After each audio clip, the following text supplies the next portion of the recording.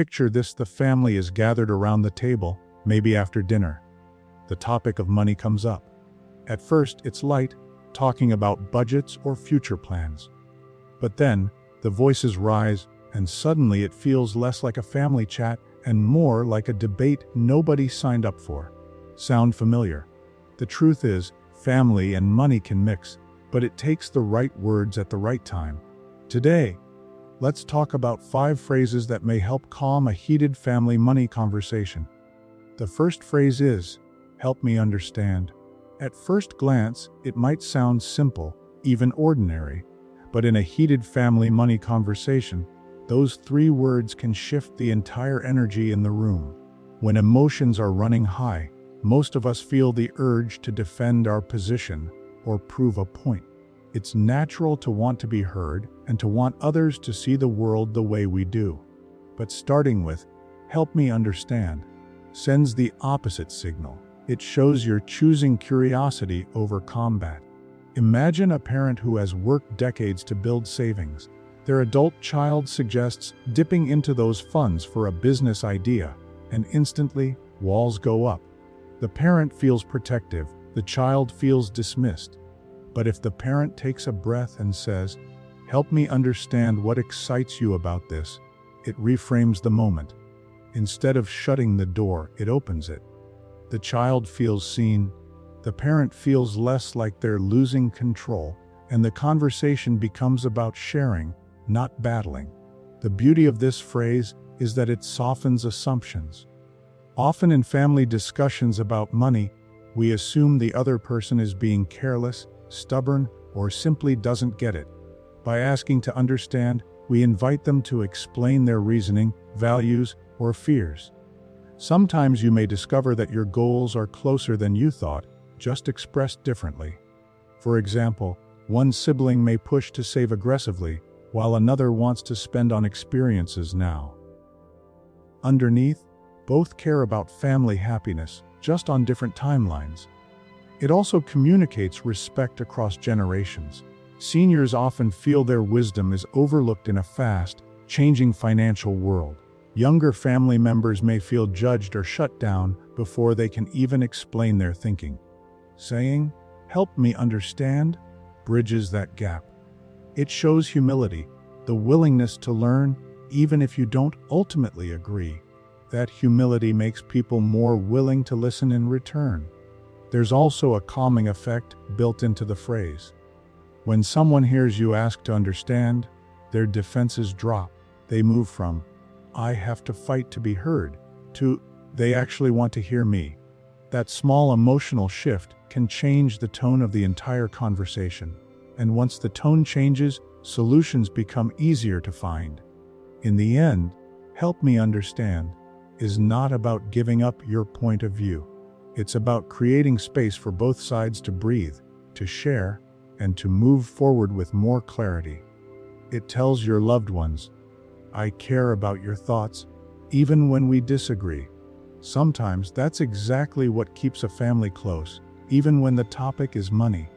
The second phrase, "We want the same thing, just in different ways." This line can feel like a gentle reminder that beneath the disagreements, there is a shared foundation. When families argue about money, the focus often shifts to the details: how much to spend, when to save, or where to invest. But very often, those heated debates are rooted in the same underlying wish: security, stability, and a better future for the people we love. Naming that shared desire helps everyone step back from the argument and remember they are on the same team. Think about a couple nearing retirement. One partner dreams of traveling the world, while the other insists on keeping expenses low to stretch savings. On the surface, it looks like a tug of war. But when one of them pauses and says, "We want the same thing, just in different ways," it reframes the conflict. Both want a fulfilling retirement. Both want peace of mind. The difference lies only in how they picture achieving it. By naming the shared goal, the tension eases, because the disagreement is no longer about opposing sides. It's about finding a balance. This phrase also works well between generations. A son may urge his aging parents to downsize for financial safety, while the parents feel attached to the home, filled with memories. At first, it sounds like clashing priorities. Yet if someone says, "We want the same thing, just in different ways," the conversation becomes more compassionate. The son wants his parents to be secure and comfortable. The parents want to preserve the feeling of stability and home. The end goal is the same, well-being, but the methods differ. That realization softens resistance and invites compromise. What makes this phrase powerful is that it highlights unity in the midst of division. When spoken sincerely, it reminds everyone that money is not the real enemy. Fear, miscommunication, or differing styles may create friction, but love and care sit underneath. It also prevents the trap of me versus you, which can quickly escalate into defensiveness. Instead, it paints a picture of us together, searching for a path that respects both viewpoints. At its heart, this phrase acknowledges that family members can carry different perspectives without losing their bond. It reassures everyone that despite disagreements, the shared love and intention remain intact.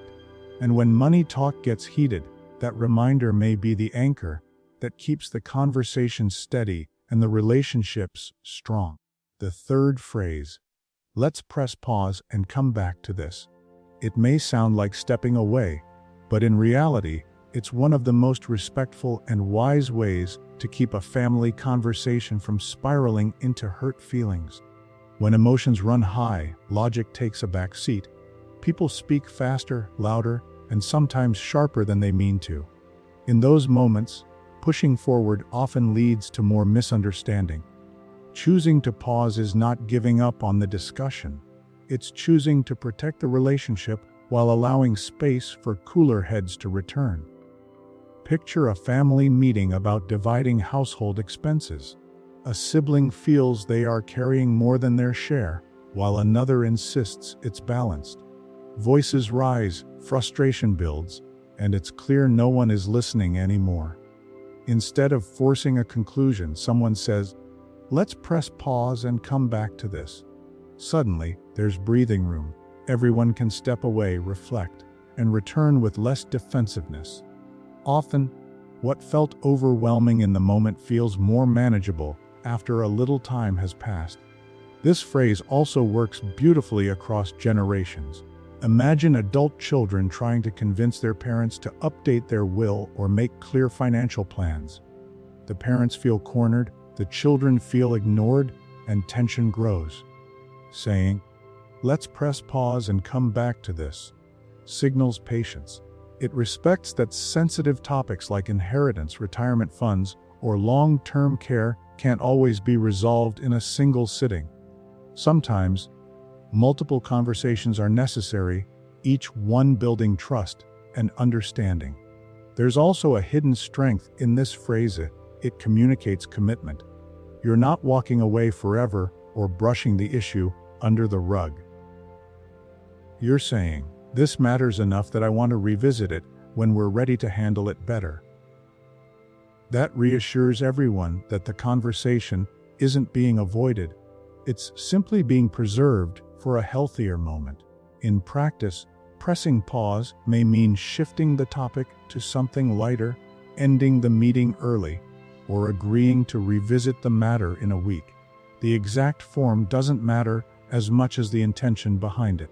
Families who master this skill often find their conversations become less combative and more thoughtful over time. Ultimately, this phrase is a reminder that money decisions can wait, but hurtful words can linger. By pausing, you allow space for reflection, kindness, and the chance to return with solutions instead of scars. Sometimes that simple pause is what keeps love and respect intact through even the hardest money talks. The fourth phrase, "What matters most here?" In the middle of a heated money conversation, it's easy to get tangled in the weeds. We argue over numbers, receipts, and who paid for what last month.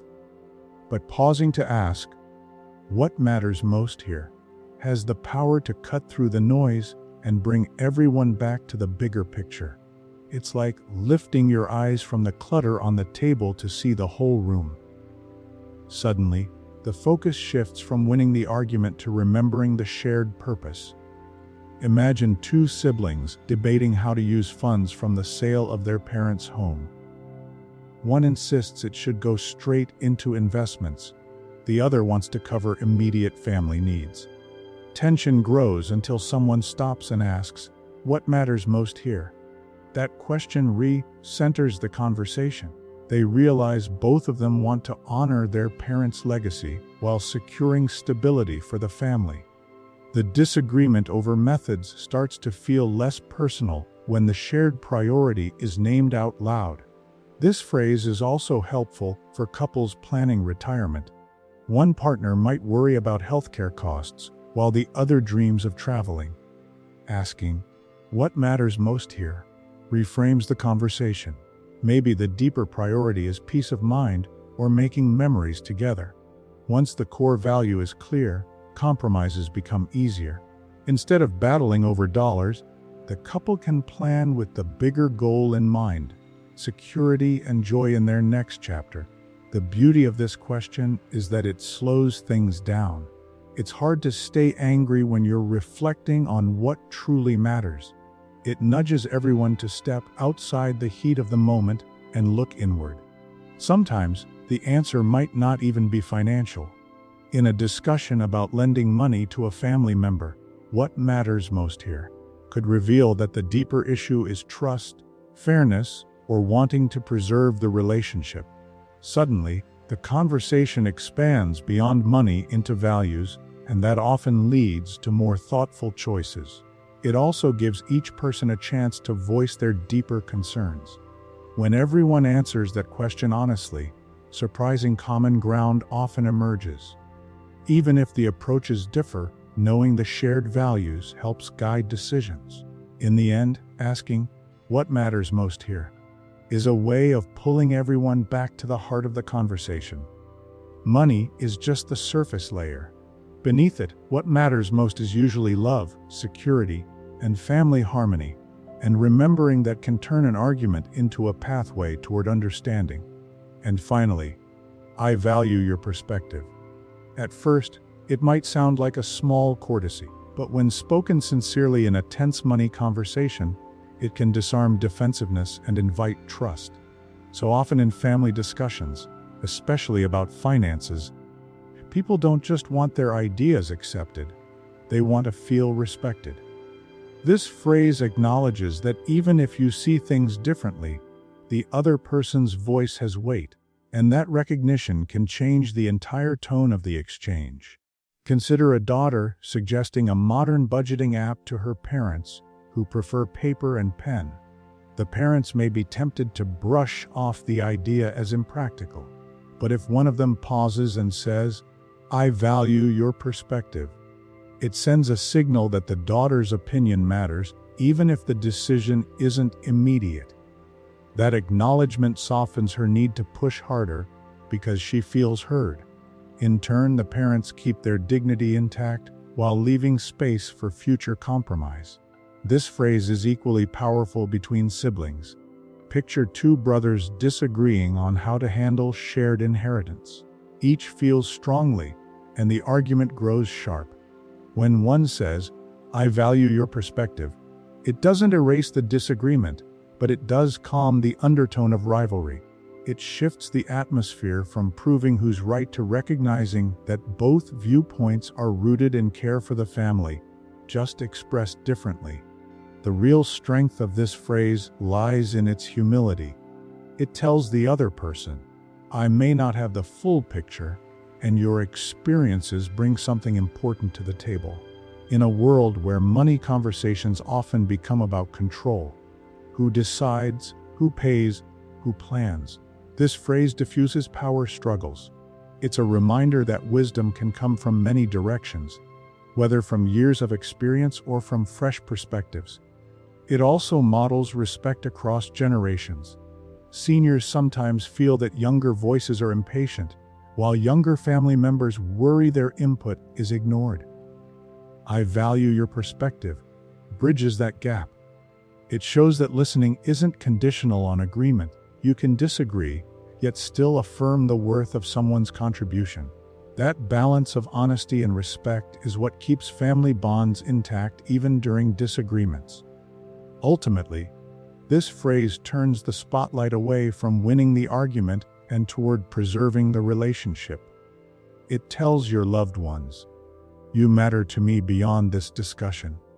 And when money is the topic, that reminder that people come before numbers can make all the difference in keeping conversations constructive and hearts connected. Family money conversations don't have to end in conflict. Sometimes, it's not about having the perfect financial plan, but keeping the bond strong while talking through it.